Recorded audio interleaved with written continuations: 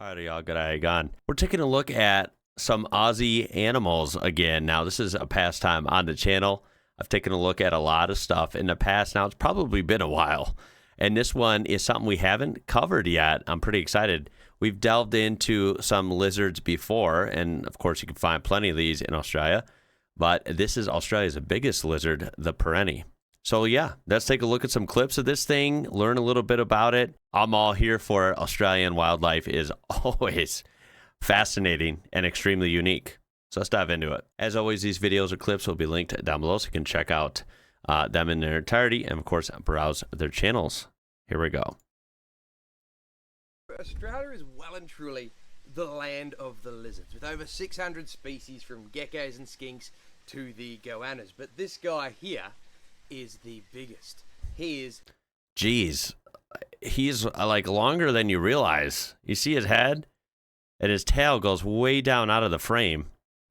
Looks like he's solid too, like he's kind of heavy. The perenni. And we are lucky enough to be visiting the guys here at Dragon Training Mobile Zoo to share with you a couple of cool facts. Dragon Training Mobile Zoo. That's a cool freaking name. That sounds like a place you would find in Australia.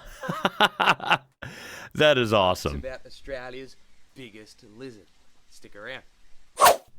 Now, being the largest lizard in the country, I have the volume turned all the way up, guys, so keep it, the audio's a little weak.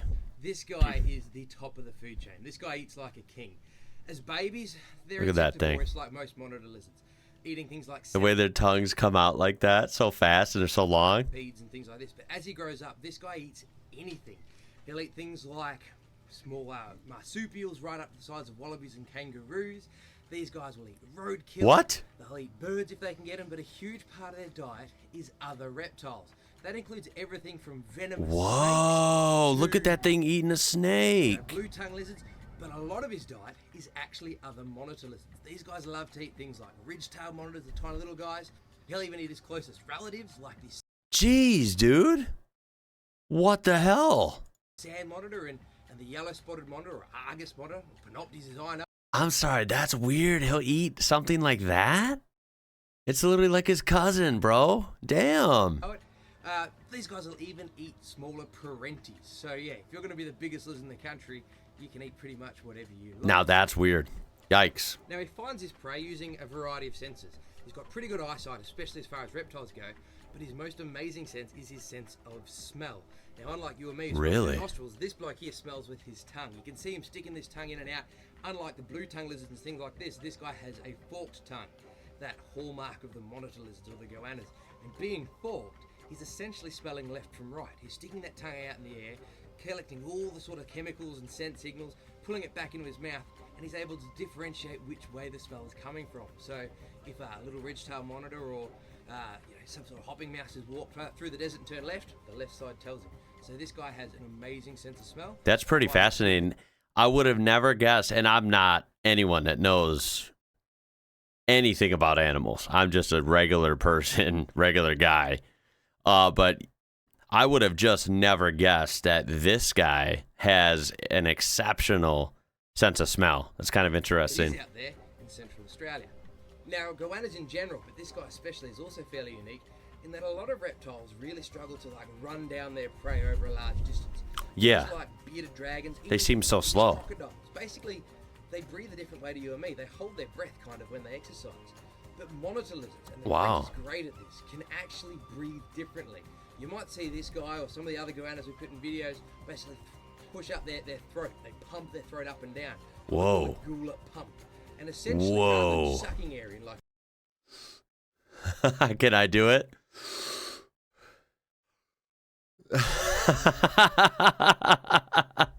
I'm gonna stop there. I won't mortify my audience. you or me, he's able to I can't do it. I'm sorry. push air in, meaning he can maintain speeds of something like 40 k's. Damn!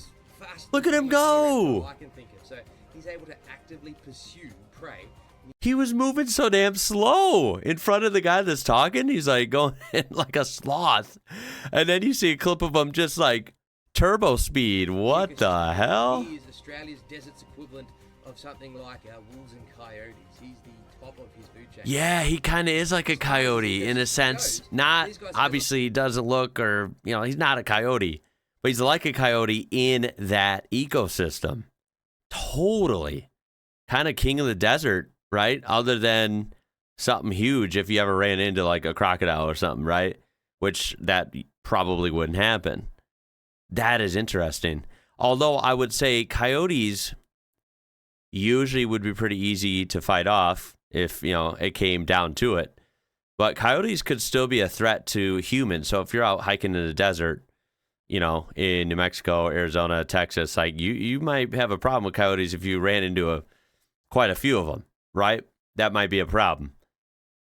Are these really a threat to humans? I doubt it, but I don't know anything. I'm just assuming here. They're definitely a threat to everything else, like when it comes to animals. Hence why they're towards the top of the food chain or at the top. Central Australia that you might think of in the movies. You see, these guys live in the northern chunk of Central Australia, from Western Queensland through the bottom of the Northern Territory, the very top of South Australia, oh wow, to the West Australian coast. Now that habitat, that's a pretty big habitat. Really hot too. Arid, it's not the loose red sandy soil you might see on some documentaries and movies and things like this. These guys are really associated with rocky habitats, places where. So like you said, not like the typical red outback you think of, like maybe around Uluru and stuff.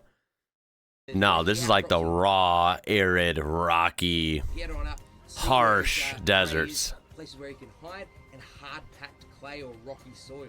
And the reason he likes that soil is these guys live for a large amount of their time in burrows underground. Now, these burrows provide him a place to get away from the heat when it gets up to 50 degrees out there, and also a place to spend his winter. These burrows can be massive. They can have multiple entrances and exits. If they're not being used, they can be used by other animals. Oh, wow. This guy here could winter over in those holes, come back up when the temperature's right, and go about his day. That always fascinates me, right? That always fascinates me how animals find somewhere to live and they create living spaces. They create burrows, right?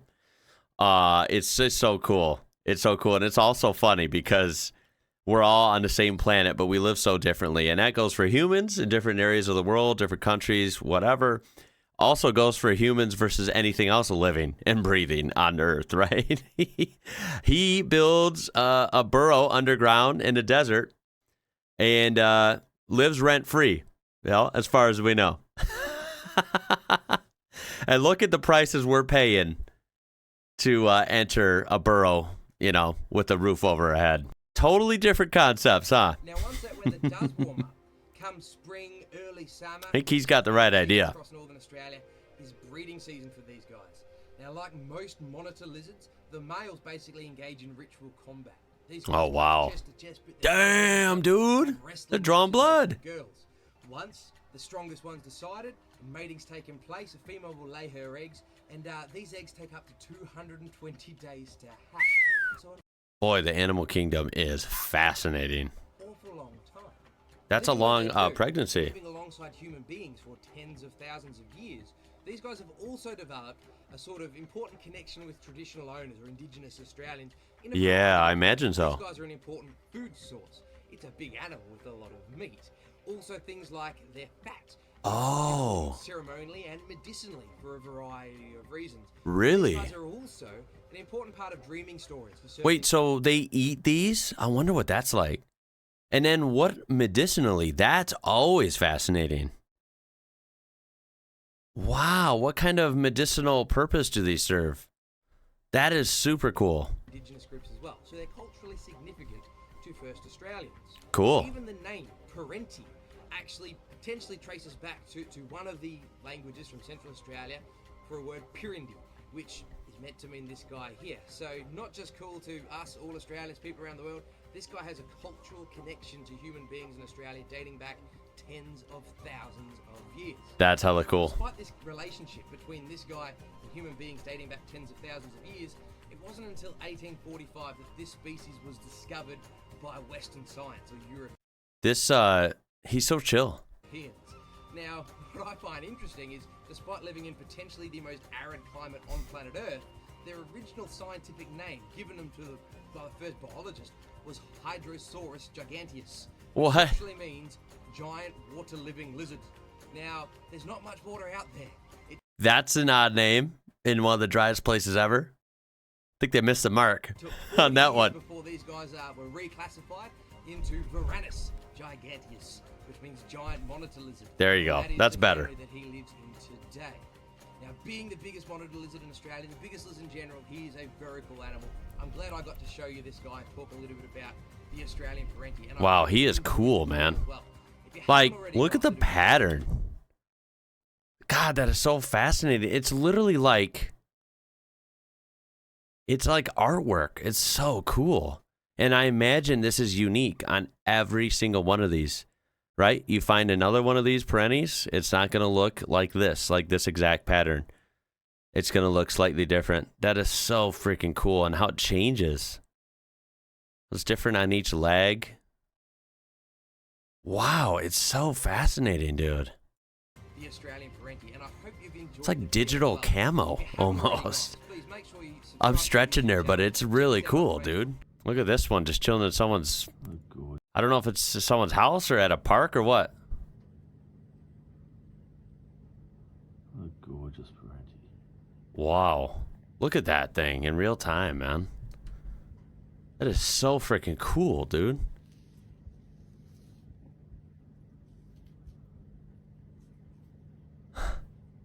Look at the tail. It's huge.